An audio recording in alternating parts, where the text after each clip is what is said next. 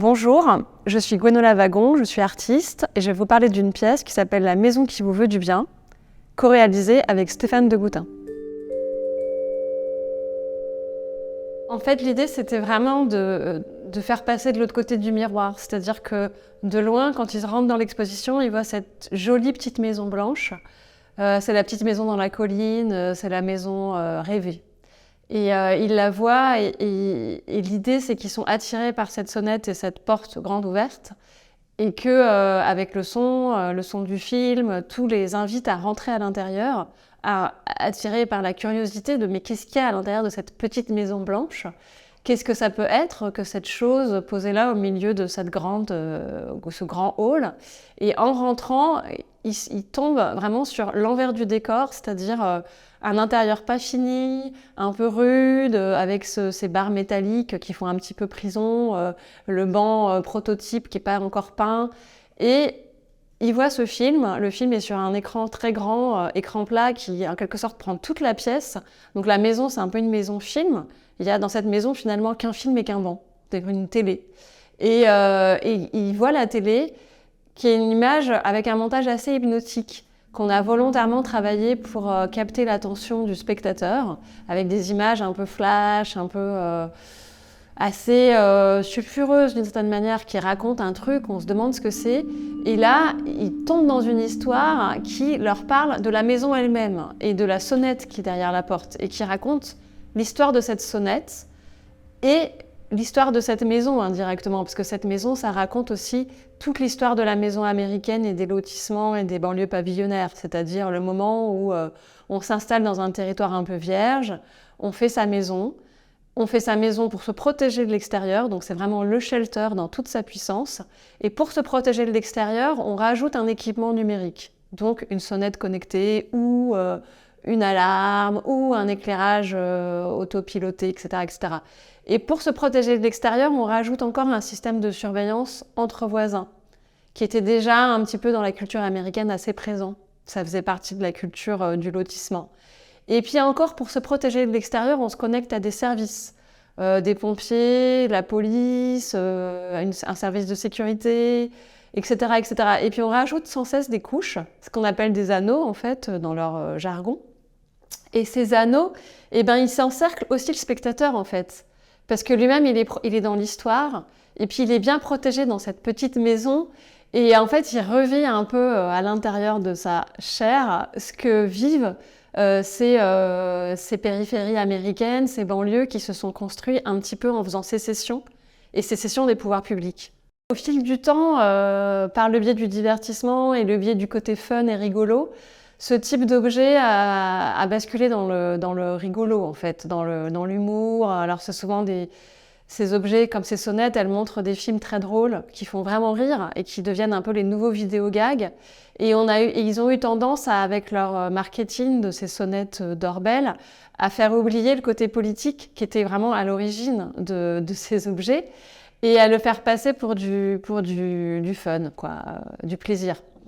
Et ce qu'ils sont aussi, faut pas l'oublier, c'est aussi drôle en fait, et c'est aussi des jeux. C'est pas voilà, ça apporte aussi une dimension ludique. Il y a des animaux, on filme n'importe quoi avec, même l'installation, même l'objet lui-même est rigolo. Ça clignote, il y a une petite musique sympa, c'est en métal, c'est joli. Tout est attractif et tout est un petit peu de l'ordre du ludique. Et donc ce côté ludique, qui est très présent, il a tendance à faire oublier ce qu'il y a derrière. Et nous, l'idée, c'était de connecter les deux, sans être non plus trop dialectique, parce que c'est pas non plus l'idée, c'est beaucoup plus complexe que une dialectique. C'est ni bien ni mal, c'est toute une gamme de gris, en fait, qui s'entremêlent. Et c'est très compliqué, du coup, de démêler tout ça. Et l'idée, c'était de plonger dans cette gamme de gris et de sophistication technique, parce que c'est techniquement assez complexe, pour vivre une sorte de saga qu'on vit tous, qui est un peu la saga de la vie contemporaine, de ces techniques qui nous emmènent un peu dans des voyages rocambolesques qu'on vit. On vit des histoires rocambolesques avec, et on a envie. En fait, on le fait aussi avec plaisir. C'est pas du tout une souffrance. Et en même temps, ça rajoute aussi parfois des côtés pervers. Et donc, c'est un peu comme un conte de fées. On raconte un conte de fées, à la manière d'un conte de fées. Et en même temps, on raconte aussi son côté sombre. Un peu comme un conte de fées, finalement, le ferait le conte d'Anderson. Ça serait un film, pour moi, ça serait un peu un conte d'Anderson contemporain. Anderson l'a fait à son époque, nous on le fait aujourd'hui. Alors on n'est pas Anderson, mais on essaye de trouver la fable en fait sous-jacente à ce qu'on vit tous les jours. Et je trouvais que, enfin avec Stéphane, on trouvait que le faire dans une maison, c'est-à-dire construire une vraie maison pour raconter ce conte de fées contemporain, c'était la meilleure manière de le vivre et de le faire vivre au spectateur parce qu'à l'intérieur de cette maison, il pouvait ressentir des choses qu'il ressent dans sa propre maison. Et c'était pour nous le lieu de l'intime aussi. C'est là où tout ce qui se passe intimement peut ressortir. Et c'est pour nous le meilleur endroit. Mais c'est vrai qu'on utilise beaucoup le documentaire et l'archive. L'archive Internet, c'est une archive aussi, pour interroger des choses qu'on peut vivre aujourd'hui sur lesquelles on n'a pas assez de distance pour se rendre compte de ce qu'on vit. Et on est assez influencé par d'autres artistes qui ont travaillé un petit peu comme ça. Donc il y a eu Aaron Farouki, autrefois Jean-Luc Godard, Chris Marker sur certains de ses films documentaires.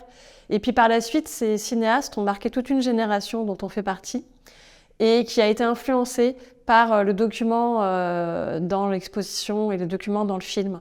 Et c'est souvent des cinéastes artistes, c'est-à-dire c'est des artistes qui utilisent le film dans le cadre d'expositions. Et l'exposition est un peu leur meilleur médium. Et le film aussi. Donc on est à cheval, Stéphane de Goutin et moi et d'autres artistes, entre le cinéma, le documentaire, l'exposition et l'architecture. Stéphane de Goutin, il vient de l'architecture. Moi, je viens du film, enfin de l'audiovisuel, voilà. Et en fait, on s'est rencontrés dans notre travail sur ces deux aspects, le bâti, l'architecture, l'urbanisme, qui nous intéressent énormément, et le film.